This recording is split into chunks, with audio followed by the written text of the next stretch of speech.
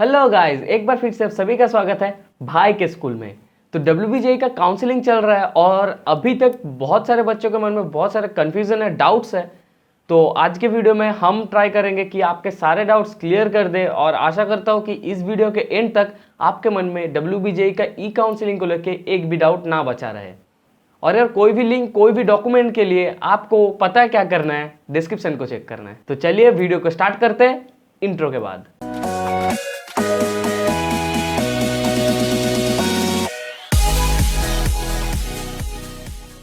तो WBJE का site में आपको ये वाला डॉक्यूमेंट मिल जाएगा।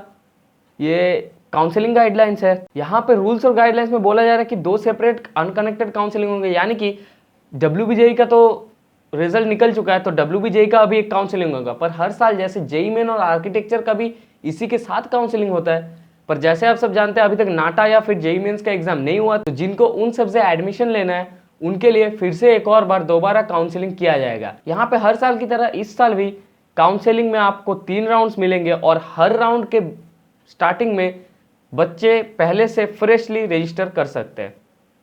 तो सबसे पहले आपको WBJE के ई काउंसलिंग में रजिस्टर करना है, फिर आपको करना है डॉक्यूमेंट्स अपलोड, और फिर आगे के सारे स्टेप्स मैं आपको धीरे धीरे बताते रहूँगा और साथ ही में क्वेश्चंस के साथ डाउट्स भी क्लियर करते रहूँगा। तो जाते हैं WBJE ई काउंसलिंग के साइट में। तो ये आ गए हम WBJE के साइट में और ये रहा ई काउंसलिंग का साइट। अब यहाँ पे आपको करना क्या होता है, ऑनलाइन रजिस्ट्रेशन में क्लिक करके आपको यहाँ पे रजिस्टर करना होता है, फ्रेश कैंडिडेट हो तो। और अगर आप ऑलरेडी रजिस्टर कर चुके हो तो बस यहीं से आप लॉग इन कर लो। फिर आपका आता है डॉक्यूमेंट्स अपलोड। तो आपको जो डॉक्यूमेंट्स अपलोड करने पड़ेंगे वो आपको यहाँ दिया हुआ है। सारे डॉक्यूमेंट्स आपको 150 DPI में स्कैन करना है और PDF फॉर्मेट में, ये बात का ध्यान रखना। और अब डॉक्यूमेंट अपलोड करने के लिए या फिर काउंसलिंग के लिए आप यूज़ कर सकते हो CSC सेंटर्स, यानी कि कॉमन सर्विस सेंटर्स, जो कि आपका कैफेज की तरह होते हैं। वहाँ पे जाके आप ये सब कर सकते हो फ्री ऑफ कॉस्ट।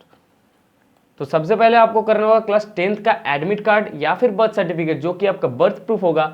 फिर आ जाता है आपका 10th का मार्कशीट, 12th का मार्कशीट।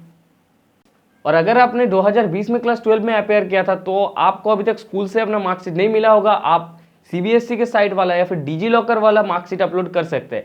डिजी-लॉकर वाला अगर आप मार्कशीट अपलोड करते हो तो वहाँ पे आपको दिखेगा कि वो डिजिटली साइंड रहता है, पर जो आप CBSE साइट से करते हो उसको आपको अटेस्टेड कराना होगा। फिर आ जाता है डोमिसाइल सर्टिफिकेट। अगर आप वेस्ट बंगाल के कैंडिडेट हो और आप रिजर्वेशन कैटेगरी में अप्लाई करना चाहते हो, या फिर जादवपुर में जो आपका 90% वेस्ट बंगाल कैटेगरी है, या फिर सारे हमारे जो गवर्नमेंट इंस्टीट्यूट्स है उनमें जो आपका वेस्ट बंगाल का कैंडिडेट होना ज़रूरी है, उन सब के लिए आपको डोमिसाइल सर्टिफिकेट देना होगा। और इसका एक ऑल्टरनेटिव अभी दिया है, क्योंकि सब लोग डोमिसाइल सर्टिफिकेट नहीं बना पा रहे लॉकडाउन के कारण।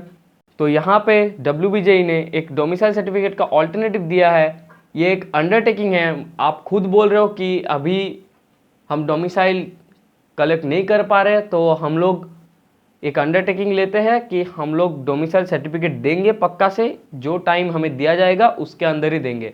तो इस फॉर्म को आप फिलअप करके साइन करके अपलोड कर सकते हो डोमिसाइल के जगह, अगर आपके पास डोमिसाइल नहीं है तो। फिर अगर आप PW कैटेगरी या फिर कोई रिजर्व कैटेगरी में अप्लाई करते हो, जैसे SC ST OBC A OBC BA, तो आपको कैटेगरी सर्टिफिकेट यानी कि जो कास्ट सर्टिफिकेट होता है उसको अपलोड करना होगा। और यहाँ पे एक बात ध्यान रखना कि आप रिजर्व कैटेगरी में अप्लाई कर रहे हो तो आपको वेस्ट बंगाल का कैंडिडेट होना ही होगा। आपका जो कास्ट सर्टिफिकेट है वो वेस्ट बंगाल का होना होगा। फिर आप अप्लाई कर सकते हो PWD कैंडिडेट्स में, उसमें आपको PWD सर्टिफिकेट देना होगा। और अगर आप अप्लाई करो TFW कैटेगरी में तब आपको इनकम सर्टिफिकेट देना होगा। इनकम सर्टिफिकेट सबको नहीं चाहिए, सिर्फ ट्यूशन फी वेवर वालों को देना है। अब आ जाता है यार कि कैसे करना होगा। आगे बढ़ते हैं हमारे नेक्स्ट स्टेप से। तो डॉक्यूमेंट अपलोड करने के बाद आपको देख लेना कि सारे डॉक्यूमेंट अपलोड हो चुके हैं, और फिर आपको यहाँ पे जो ऑप्शन मिलेगा कि सारे डॉक्यूमेंट्स देख लो और फिर सेल्फ वेरिफिकेशन करो। तो सेल्फ वेरिफिकेशन करने के बाद आप इनको अपलोड कर देते हो। यहाँ पे मैं आपको ये बता देता हूँ कि जो डॉक्यूमेंट नंबर है, यहाँ पे जो कास्ट सर्टिफिकेट है उसमें आपको डॉक्यूमेंट नंबर मिल जाता है, पर जो डोमिसाइल है उसमें कोई डॉक्यूमेंट नंबर नहीं रहता, तो वहाँ पे आप प्रोफॉर्मा A2 लिख सकते हो। फिर एक बार अगर आप डॉक्यूमेंट अपलोड कर देते हो उसके बाद इसको वेरीफाई किया जाएगा, और अगर उसमें कोई डिस्प्यूट रहता है तो आपके पास SMS आ जाएगा, ईमेल भी आ जाएगा कि आपके डॉक्यूमेंट वेरिफिकेशन में कोई डिस्प्यूट है, आप उसको करेक्ट करो। तो आप फिर से लॉगिन करो और देखो कि आपका डिस्प्यूट क्या है। वहाँ पे पूरा साफ साफ लिखा रहेगा किस कारण से आपका डॉक्यूमेंट को रिजेक्ट किया गया है। उसको ठीक करो, फिर से डॉक्यूमेंट को अपलोड करो, फिर देखोगे कि अगर आपका डॉक्यूमेंट अप्रूव हो जाता है पहली बार में ही या फिर करेक्शन के बाद, तो यहाँ पे एक बहुत इंपॉर्टेंट स्टेप इसको ज़रूर करना, प्रिंट डॉक्यूमेंट वेरिफिकेशन। यहाँ पे आपको दिखाएगा वेरीफाइड बाय प्रोफेसर कुछ एक, तो इनको असाइन किया गया था आपके डॉक्यूमेंट को वेरीफाई करने के लिए और इन्होंने आपका डॉक्यूमेंट वेरीफाई कर दिया है। तो इस चीज़ को आप डाउनलोड कर लो और फिर प्रिंट कर लो, क्योंकि आपका ये फ्यूचर रेफरेंस में काम आएगा। अगर फ्यूचर में किसी कारण से आपको डॉक्यूमेंट्स, आपके पास डॉक्यूमेंट्स नहीं रहते, फिर भी आपको प्रूफ दिखाना है कि हाँ आपके सारे डॉक्यूमेंट्स सही है, तब आप इसे यूज़ कर सकते हो वेरिफिकेशन की तरह। या फिर अगर आपका फ्यूचर में कोई डिस्प्यूट आता है तो तब आप बोल सकते हो कि देखो यार मेरा तो अप्रूव कर दिया गया था, वेरीफाई हो चुका था, फिर अभी डिस्प्यूट कैसा। तो ये आपको फाइट करने में हेल्प करेगा। तो इसको डाउनलोड करके प्रिंट कर लो। इसके बाद हमारा जो आता है, अब ये सारी चीज़ आपको करना था, इसका रजिस्ट्रेशन जो करना था और ये सब आपको चॉइस फिलिंग करना है, वो करना है आपको 12 तारीख से 25 तारीख के बीच में। और फिर आपको डॉक्यूमेंट अपलोड करने का और करेक्ट करके अपलोड करने का टाइम दिया जाता है 26 तारीख तक। और चॉइस लॉकिंग चालू होगा आपका 25 तारीख से 28 तारीख तक, यानी कि आप 25 तारीख तक अपना सारा चॉइसेस फिल कर सकते हो, उनको सेव करके रखो और फिर 25 से 28 के बीच में उनको लॉक करो। अगर आप लॉक नहीं करते हो तो आपके चॉइसेस को नहीं माना जाएगा और आपको कोई सीट अलॉट नहीं किया जाएगा। अब यहाँ पे बारी आती है चॉइस लॉकिंग के बाद फर्स्ट राउंड सीट अलॉटमेंट और अपग्रेडेशन का। अपग्रेडेशन में बहुत से बच्चों को बहुत डाउट है कि भाई अपग्रेडेशन है क्या, इससे क्या होगा, रिफंड कैसे होगा, ये सब। तो देखो 31 को निकलेगा फर्स्ट राउंड का रिजल्ट। तो जिन बच्चों को सीट मिल जाएगा उनके पास ऑप्शन रहेगा कि वो सीट एक्सेप्ट कर ले या फिर नहीं करे। अगर आप एक्सेप्ट करते हो तब आपके पास दो ऑप्शन मिलता है, फ्रीज और अपग्रेडेशन का। अगर आप फ्रीज कर देते हो मतलब आप वो सीट ले रहे हो परमानेंटली, आपको वो सीट चाहिए, उसके लिए आप पे करते हो। इस डॉक्यूमेंट में भी आपका साफ साफ लिखा है कि गवर्नमेंट इंस्टीट्यूट के लिए आपको देना है 5,000 रुपये सीट एक्सेप्टेंस फी और प्राइवेट इंस्टीट्यूट होगा तो 40,000 रुपये। और अगर आप PFW कैंडिडेट हो तब आपको प्राइवेट इंस्टीट्यूट में सीट एक्सेप्टेंस के लिए लगेगा 5,000 रुपये। अब अपग्रेडेशन की बात करते हैं।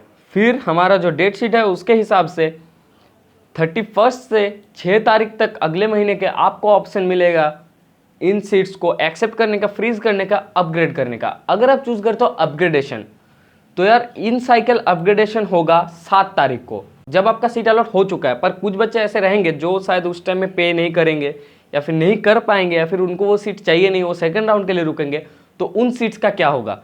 WBJEB यानी कि West Bengal joint entrance examination board हमेशा चाहता है कि उनका ज़्यादा से ज़्यादा सीट्स हमेशा फिल्ड रहे। तो इसलिए एक इन साइकिल अपग्रेडेशन होगा 7 तारीख को, जिसमें सारे वो जो वैकेंट सीट्स थे उन सीट्स को भरा जाएगा अगले रैंक से। यानी कि अगर आपको पहले कोई एक सीट मिल चुका है और आप चूज़ करते हो अपग्रेडेशन और आपको उस राउंड में कोई एक सीट नहीं मिला था कुछ रैंक की कमी से, पर कोई स्टूडेंट उसको छोड़ देता है और वहाँ पे सीट वैकेंट रहता है, वो सीट आपके मिलने के चांसेस है, तो आपको 7 तारीख को वो सीट दिया जाएगा। अब आपके पास 7 तारीख से 9 तारीख के बीच में ऑप्शन है कि आप उसको चूज़ करो। और सपोज आपका पिछला सीट था गवर्नमेंट, आपने पे किया था 5,000 रुपये, पर अगला सीट आपको जो मिलता है वो है प्राइवेट, तो आपको एक्स्ट्रा 35,000 जो पे करना है वो 7 तारीख से लेकर 9 तारीख के बीच में आपको पे करना है। अब बात करते हैं जिनको पहले प्राइवेट मिला था और अपग्रेडेशन के बाद गवर्नमेंट मिल रहा है। तो प्राइवेट के लिए आपने 40,000 रुपये ऑलरेडी पे कर दिया था, तो आपको जो 35,000 रिफंड होगा वो होगा बैंक अकाउंट से। अकाउंट नंबर कहाँ देना है कि पहले तुमने जब रजिस्टर किया था तब तुम्हारे पास एक ऑप्शन आया था कि अपना अकाउंट नंबर दो, IFSC कोड दो, बैंक का नाम बताओ और बैंक का ब्रांच बताओ। तो इसी अकाउंट नंबर पे आपका वो 35,000 अमाउंट रिफंड होगा। कोई भी रिफंड होगा आपका उसी अकाउंट नंबर पे जाएगा। तो उस अकाउंट नंबर को थोड़ा ध्यान से भरना और ठीक से भरना, ये भी काफ़ी ज़्यादा इंपॉर्टेंट है, जो कि आपको यहाँ दिखेगा बैंक डिटेल्स में। तो यार यही था। अपग्रेडेशन में आपको टेंशन नहीं लेना है, पर मैं आपको हमेशा सजेस्ट करूँगा कि अगर आपने कोई अच्छा चॉइस अगर आपको कोई अच्छा चॉइस का ऑप्शन मिल रहा है तो हमेशा अपग्रेड करो। अपग्रेड में आपका ही फायदा होगा, क्योंकि आपने जो ऊपर की तरफ चॉइस दिया है वही सब आपको मिलने के चांसेस बढ़ेंगे। अब चॉइस फिलिंग का बात कर रहे हैं तो ये बात कर लेते हैं कि देखो यार, जो तुमने चॉइस फिलिंग किया है इसमें हमेशा ऊपर से नीचे देखा जाएगा। अगर आपको सपोज 10 नंबर वाला जो चॉइस आपने दिया था वो आपको मिल जाता है तो आपको उसके नीचे वाले चॉइसेस नहीं मिलेंगे कभी भी। अगर आपने उसे एक्सेप्ट कर लिया, आपको हमेशा ऊपर की तरफ दिया जाएगा, क्योंकि उनको आपने ज़्यादा प्रेफरेंस दिया था। तो जो चॉइसेस ऊपर की तरफ रहेंगे, अपग्रेडेशन में भी और नेक्स्ट साइकिल में भी आपको वही सब मिलने के चांसेस रहेंगे, नीचे वाले चॉइसेस आपको नहीं मिलेंगे। इसी तरह से हमारा सेकंड राउंड होगा 11 से 18 तारीख को। फिर से आप डॉक्यूमेंट अपलोड और वेरीफाई कर सकते हो 11 से 19 तारीख को, और हर राउंड के पहले फ्रेश कैंडिडेट रजिस्टर कर सकते हैं या फिर पुराने कैंडिडेट भी पार्टिसिपेट कर सकते हैं। और हर एक राउंड के बाद इन साइकिल अपग्रेडेशन आपका रहेगा। तो अपग्रेडेशन आप समझ चुके होंगे, डेट शीट आपको यहाँ पे मिल जाएगा, इस डॉक्यूमेंट का भी लिंक डिस्क्रिप्शन में रहेगा। यहाँ पे एक और चीज़ है यार, आप WBJEB का जो फेसबुक हैंडल है उसको भी फॉलो करके रखो, क्योंकि वहाँ पे बहुत अच्छे अपडेट्स आपको मिलेंगे। उसका लिंक आपको मैं डिस्क्रिप्शन में दे दूँगा। जो ये वाला फाइल है ये भी वहीं से मिला था, और वहाँ पे ही आपको वीडियोस भी मिल जाएंगे काउंसलिंग रिलेटेड। तो ये डॉक्यूमेंट भी आपको वहीं पे मिल जाएगा, और बहुत अच्छे से एक्सप्लेन किया गया है यार, आप वहाँ पे जाके देखो। यहाँ पे भी लिखा हुआ कि there will be separate counselling for JEE main candidates and those who require NATA score for architecture. फिर सारे आपका first cycle, second cycle, third cycle सबको अच्छे से एक्सप्लेन किया गया है। आप जाके उनके फेसबुक हैंडल को फॉलो करो। तो यार यही था दोस्तों। अब मैं आपको सजेस्ट यही करूँगा कि हमेशा अपग्रेड करो, इससे आप ही का फ़ायदा होगा। और फीस का कोई प्रॉब्लम नहीं है, क्योंकि जो एक्स्ट्रा फीस होगा वो आपको रिफ़ंड कर दिया जाएगा, और अगर आपकी तरफ से कुछ एक्स्ट्रा लग रहा है तब भी आप वो पे कर सकते हो। और यार हर राउंड के बाद आपको सारे वैकेंट सीट्स दिए जाएंगे, आपको कितने सीट्स फिल हुए, कितने सीट्स खाली है, सारे डिटेल्स ऑफिशियल साइट में दिया जाएगा। तो बस यार, अब मैं आशा करता हूँ कि आपके सारे डाउट्स क्लियर हो चुके होंगे। अगर अभी भी आपको कोई डाउट्स है तो आप नीचे कमेंट में पूछो, मैं ज़रूर आपका रिप्लाई दूंगा। या फिर अगर आप पर्सनली पूछना चाहते हो तो इंस्टाग्राम में आप फॉलो करके मैसेज कर सकते हो, और सोशल मीडिया हैंडल्स का सारा लिंक आपको डिस्क्रिप्शन में मिल जाएगा। बस था दोस्तों, यही था WBJEE का काउंसलिंग के बारे में। अब हम अपना कॉलेज रिव्यू वाला सीरीज़ कंटिन्यू करेंगे, तो मिलते हैं अगले वीडियो में। Till then, bye bye.